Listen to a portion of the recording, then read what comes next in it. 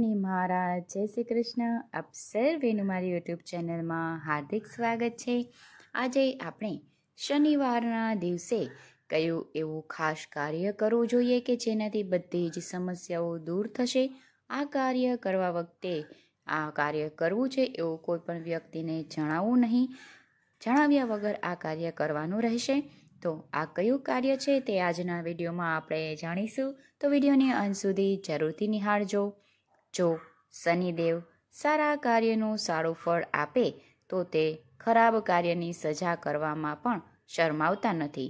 જો શનિદેવ ગુસ્સે થઈ જાય તો જીવનમાં અપ્રિય ઘટનાઓ બનવા લાગે છે અને વ્યક્તિ સમસ્યાઓથી ઘેરાઈ જાય છે.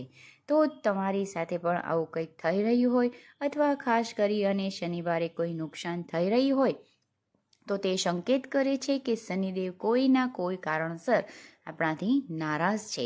જો શનિદેવને પ્રસન્ન કરવા હોય અને તેમના આશીર્વાદ મેળવવા માંગતા હોઈએ તો આ ઉપાયો વિના સંકોચે કરવા જોઈએ. તો ચાલો વિડીયોને લાઈક કરી દેજો પસંદ આવે તો, અને જો ચેનલને હજુ સુધી સબસ્ક્રાઈબ ના કરી હોય તો જલ્દીથી કરી લેજો. શનિવારે સાંજે સરસવના તેલનો દીવો સ્વસ્થ જગ્યાએ રાખવો અને દીવો પ્રગટાવતી વખતે શનિદેવની પ્રાર્થના કરવી. શક્ય હોય તો શનિદેવના મંદિરે જઈ અને આ કાર્ય પણ કરી શકાય છે. આ ઉપાયથી શનિદેવનો દોષ ઓછો થાય છે. જીવનમાં સુખ, શાંતિ અને સમૃદ્ધિ આવે છે. આ ઉપાય ન માત્ર માનસિક શાંતિ આપે છે પરંતુ વ્યક્તિનું નસીબ પણ સુધારે છે.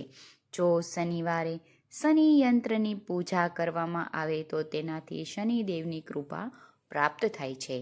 શનિદેવની અશુભ અસરને શાંત કરવા માટે શનિવારે શનિ યંત્રની પૂજા કરો. માંસાહારી ખોરાકનો ત્યાગ કરો અને તમારી ક્ષમતા મુજબ ગરીબોને દાન કરવું. આ દિવસે કાળી ગાય અને અડદની દાળ અથવા તલ ખવડાવવા જોઈએ. શનિવારે બ્રહ્મ મુહૂર્તમાં પીપળાના ઝાડને જળ ચઢાવવું જોઈએ અને આ સાથે મંત્રનો જાપ કરવો જોઈએ. તો કયો મંત્ર છે જેનો જાપ કરવાથી શનિવારે શનિ મહારાજ પ્રસન્ન થાય છે તે મંત્રનો જાપ હવે આપણે આગળ કરીએ. આ મંત્રનો જાપ આપણે પીપળાના વૃક્ષને જળ અર્પણ કરીએ ત્યારે કરવો અને એની 108 વખત જાપ કરવા. 1 માળા 2 માળા યથા જેટલી તમારી સમયની મર્યાદાઓ હોય એ અનુસાર માળાનો જાપ કરી શકાય છે, પરંતુ 1 માળા 108 વખત આ નામનો જાપ કરવો જ જોઈએ. ઓમ શનેશ્વરાય નમઃ. ઓમ શનેશ્વરાય નમઃ. આ મંત્રનો જાપ કરવો જોઈએ અને ઝાડને સ્પર્શ કરી નમસ્કાર કરવા અને 7 વાર પ્રદક્ષિણા કરવી. આ ઉપાયથી શનિ મહારાજ જલ્દીથી પ્રસન્ન થાય છે. જો દેવાનો બધો જ વધી જાય, બોજ વધી જાય, તો તેને મુક્તિ મેળવવા માટે શનિવારે કાળી ગાયને બુંદીના લાડુ ખવડાવવા અને તેના કપાળ પર કુમકુમનું તિલક લગાવી ગાયને પૂજા કરવી. તેનાથી પણ શનિદેવ પ્રસન્ન થાય છે. અને શનિવારે જો લોકો ખરાબ કાર્ય કરે છે તેમને શનિની સાડાસાતી અથવા ધૈર્ય જેવી સમસ્યાઓનો સામનો કરવો પડે છે, તો શનિદેવને આ શનિવાર સમર્પિત હોય. આ દિવસે શનિદેવની પૂજા કરવાથી વ્યક્તિને અનેક લાભ મળે છે. શનિદેવની કૃપા મેળવવા માટે લોકો શનિવારનું વ્રત પણ રાખી શકો છો.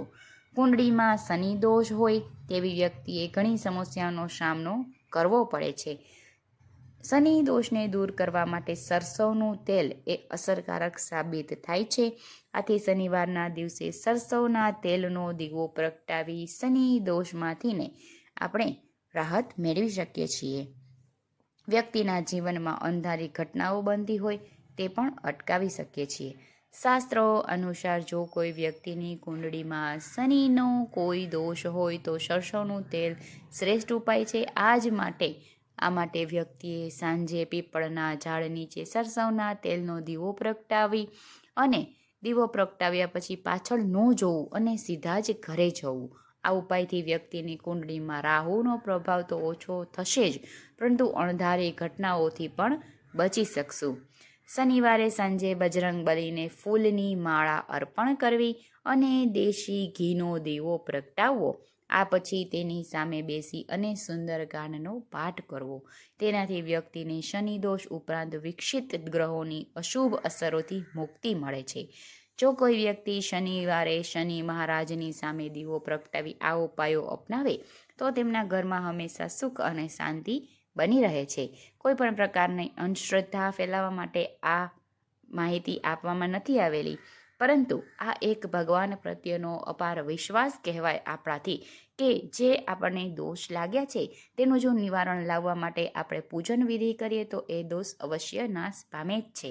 તો જીવનમાં આવા નાના નાના સંકટોના થોડા ઘણા ઉપાયો દ્વારા અને પ્રભુ ભક્તિમાં લીન થવાથી આપણું જીવન સુખમય બની શકે છે. તો શનિવારે આ ઉપાયો દ્વારા શનિદેવથી કૃપા મેળવીએ તથા બજરંગ બલીની કૃપા મેળવીએ. તો બધાને મારા જય શનિદેવ. બોલો બજરંગ બલીની જય હો.